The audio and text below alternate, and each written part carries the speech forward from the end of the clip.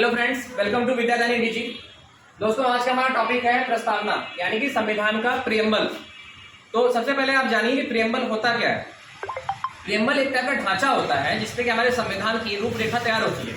जैसे कि एग्जाम्पल के तौर पर मैं आपको बताता हूँ कि अगर आप कभी किचन में खाना बनाने के लिए गए होंगे तो खाना जो आपका बन के निकला वो समझ लीजिए कि वो संविधान है।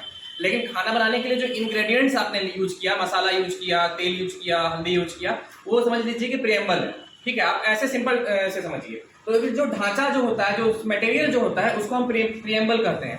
तो हमारे संविधान में जो प्रियम्बल जो बना, जिसमें कि एक शपथ जैसा लिखा गया है कि हम भारत के लोग गणतंत्र हैं, ठीक है, समाजवाद है, तो उसमें से प्रियम्बल का जो टॉपिक है, तो आइए मैं वन बाय वन आपको यहाँ पे एक्सप्लेन करता हूँ।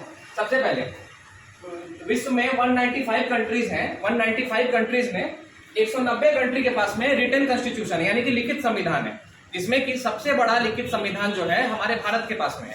ठीक है, अगर क्वेश्चन आपको एग्जाम में आता है कि सबसे बड़ा लिखित संविधान जो है किस देश के पास में है, तो इंडिया के पास में है। आउट ऑफ 195 कंट्री 190 के पास में रिटन कॉन्स्टिट्यूशन है। उसमें से भी ये जो 190 है, इस 190 में से भी 70% जो देश है उनके पास में प्रियम्बल है, यानी कि प्रस्तावना है। ठीक है, तो भारत का जो प्रियम्बल है इसमें क्या क्या पॉइंट है, आइए वन बाय वन हम डिस्कस करते हैं, ताकि आपका एक क्लियर हो जाएगा। अगर आप मेंस के लिए जाएंगे तो मेंस में आपको ये पूछेगा क्वेश्चन कि प्रियम्बल के बारे में डिस्क्राइब करने के लिए, तो आप लिख सकेंगे। प्रीलिम्स में प्रियम्बल से बहुत ज्यादा क्वेश्चन नहीं आता है। ठीक है, तो सबसे पहले जो है प्रियम्बल का पहला पॉइंट जो है वो है सोवरेन। सोवरेन सोवरेन एक वर्ड है जिसका कि लैटिन में मतलब होता है सुवेरनस। ठीक है, जिसका मतलब होता है सुप्रीम ऑथोरिटी। ठीक है, सुप्रीम ऑथोरिटी मतलब कि अपने आप में पूर्ण परिपूर्ण। ठीक है, ताकि उसको किसी की भी जरूरत नहीं पड़े। जैसे कि हम जानते हैं कि भगवान जो होते हैं वो सुप्रीम ऑथोरिटी होते हैं, दुनिया को संचालित करते हैं। तो वैसे ही जो हमारा देश जो भारत है वो अपने आप में एक सुप्रीम ऑथोरिटी है। भारत के अंदर और भारत के बाहर वो जो भी निर्णय लेगा हमारा देश, उसके लिए उसको किसी का परमिशन का रिक्वायरमेंट नहीं होगा। ठीक है, सुप्रीम ऑथोरिटी में क्या है, जैसे कि पहला जो है, मान लीजिए देश के अंदर में कुछ लेना है, निर्णय लेना है। सपोज एग्जांपल के तौर पे मैं आपको बता रहा हूँ, जैसे कि अभी जम्मू कश्मीर भारत का अभिन्न अंग है। तो जम्मू कश्मीर में जो धारा 370 को रद्द किया गया, तो ये भारत का अपना आंतरिक मामला था। इसमें किसी देश को हस्तक्षेप करने का राइट नहीं है, क्योंकि इंडिया एक सॉवरेन स्टेट है। ठीक है, और इसमें एक्सटर्नल सॉवरेनिटी क्या होता है कि कोई बाहर का स्टेट अगर आप इंडिया में मिलना चाहे तो वो भी मिल सकता है। जैसे कि आप जानते हैं कि गोवा 1960 या 61 में इंडिया का पार्ट बना। गोवा पहले पुर्तगाल के अंडर में था। पौंडीचेरी पहले फ्रांस के अंडर में था, वो बना। सिक्किम एक अलग देश था जो कि बाद में फिर इंडिया में 1975 में मिला, जो कि 22वां राज्य बना। तो कोई भी राज्य जो है वो भारत में आकर के मिल सकता है, और इसके लिए भारत को किसी और से परमिशन लेने का रिक्वायरमेंट नहीं पड़ेगा। ये नहीं कि कोई भी राज्य बाहर का राज्य आके इंडिया में मिल रहा है और इंडिया उसके लिए अमेरिका से पूछ रहा है या फिर ब्रिटेन से पूछ रहा है, ऐसा नहीं। इंडिया परिपूर्ण है, स्वतंत्र है, अपना खुद का आंतरिक मामला में खुद का निर्णय लेने के लिए, और स्वतंत्र है किसी भी राज्य को, बाहर के राज्य को अपने अंदर में मिलाने के लिए। इसीलिए हमारा देश एक सॉवरेन स्टेट है। ठीक है, अब आते हैं दूसरा, सोशलिस्ट। सोशलिस्ट का मतलब होता है समाजवाद।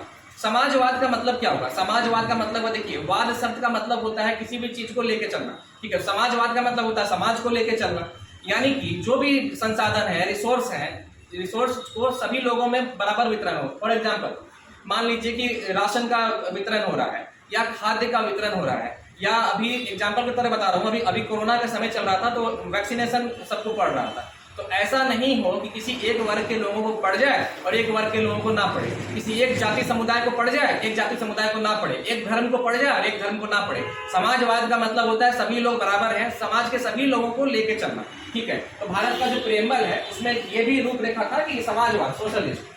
तीसरा आता है सेकुलर। सेकुलर का मतलब होता है कि सभी धर्म को मानने वाला या किसी धर्म को नहीं मानने वाला।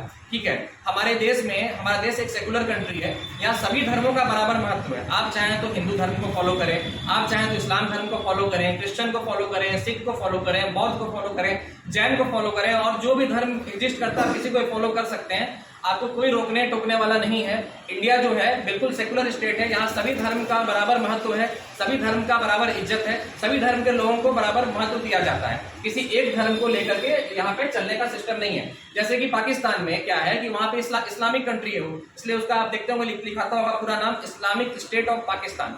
लेकिन हमारे भारत जो लिखा था ये लिखा था रिपब्लिक ऑफ इंडिया। ठीक है, भारत जो है एक सेकुलर स्टेट है, मतलब सभी धर्म के लोगों को यहाँ पे बराबर बराबर महत्व है। चौथा पॉइंट है डेमोक्रेटिक। डेमोक्रेटिक जो वर्ड है ये एक ग्रीक वर्ड है, जैसे कि आपको सोवरेन जो है एक लैटिन वर्ड है, सोवेनस से निकला है, वैसे डेमोक्रेटिक एक ग्रीक वर्ड है जिसको कि दो पार्ट में मिला के डेमोक्रेटिक बना है। ग्रीक वर्ड कैसे? डेमोस और क्रेटिया। डेमोस और क्रेटिया, डेमोस का मतलब होता है पीपल और क्रेटिया का मतलब होता है शासन, यानी कि पीपल का शासन, यानी कि लोगों का शासन। तो हमारा भारत देश जो है ये डेमोक्रेटिक है क्योंकि यहाँ पे लोगों का शासन है, यहाँ पे जनता अपना सरकार चुनती है। ठीक है। रिपब्लिक, अब मैं आपको बता दूं रिपब्लिक का मतलब क्या होता है। रिपब्लिक का मतलब वैसा देश होता है जहां के देश का जो हेड होता है, जैसे हमारे भारत का हेड कौन है? राष्ट्रपति है। और इंग्लैंड का हेड कौन है? वहां का किंग है। इंडिया का हेड कौन है? यहाँ के प्रेसिडेंट है। ठीक है। और इंग्लैंड जो ब्रिटेन है वहां का ब्रिटेन का हेड कौन है? वहां का किंग है। ठीक है। तो इंडिया में रिपब्लिक है क्योंकि यहाँ पे राष्ट्रपति का चुनाव होता है। ऐसा नहीं कि जो भी वर्तमान में राष्ट्रपति हैं वो जब उनका 5 साल पूरा हो जाएगा वो बोलेंगे कि अब मेरा बेटा या मेरा भतीजा जो है राष्ट्रपति बनेगा, ऐसा नहीं होगा। बाकायदा एक प्रॉपर तरीके से निर्वाचन होगा और हम अपने राष्ट्र अध्यक्ष का जो चुनाव है इनडायरेक्ट मेथड से वो होगा। ठीक है। यहाँ जो हमारे देश में लोकसभा में जो मेंबर चुने जाते हैं जिसके बाद प्रधानमंत्री की नियुक्ति होती है, उसमें आम लोगों को मतदान करने का अधिकार होता है, वो डायरेक्ट इलेक्शन होता है। लेकिन ब्रिटेन में क्या है, जो राजा का बेटा है वही वहां का राष्ट्राध्यक्ष बनेगा। तो इंडिया इसलिए एक रिपब्लिक कंट्री है और ब्रिटेन इसीलिए एक मोनार्की है। मोनार्की का मतलब होता है जहां वंशानुगत सरकार बने, जैसे कि राजा का बेटा ही वहां का किंग बने या उसके वंश के लोग ही बने, उसको कहते हैं मोनार्की। उसको कहते हैं मोनार्की। और रिपब्लिक का मतलब होता है जहां पब्लिक चुने, लेकिन नाम नहीं छिपा हुआ है। रिपब्लिक मतलब री मतलब दोबारा और पब्लिक मतलब लोग, जहां पब्लिक फिर से चुने। रिपब्लिक का मतलब होता है जहां वंशानुगत नहीं हो। आप ऐसा कोई नेता नहीं बोल सकता है कि मेरा बेटा ही एक संवैधानिक पद पे फिर से बैठेगा। उस अपनी पार्टी का हेड वो अपने बच्चे को कर सकता है, लेकिन संवैधानिक पद पे आने के लिए उसको फिर से चुनाव वाली प्रक्रिया से गुजरना पड़ेगा। लोग ही मतदान करेंगे, यानी रिपब्लिक, पब्लिक ही फिर से चुनेगी। लेकिन मोनार्की में क्या है कि राजा का बेटा ही राजा बनेगा। ठीक है। उसके बाद है फ्रेटर्निटी। फ्रेटर्निटी का मतलब होता है भाईचारा। जैसे हमारा देश एक घर है, घर मान के चलिए भारत एक घर है, भारत माता हम सबकी माँ है। ठीक है।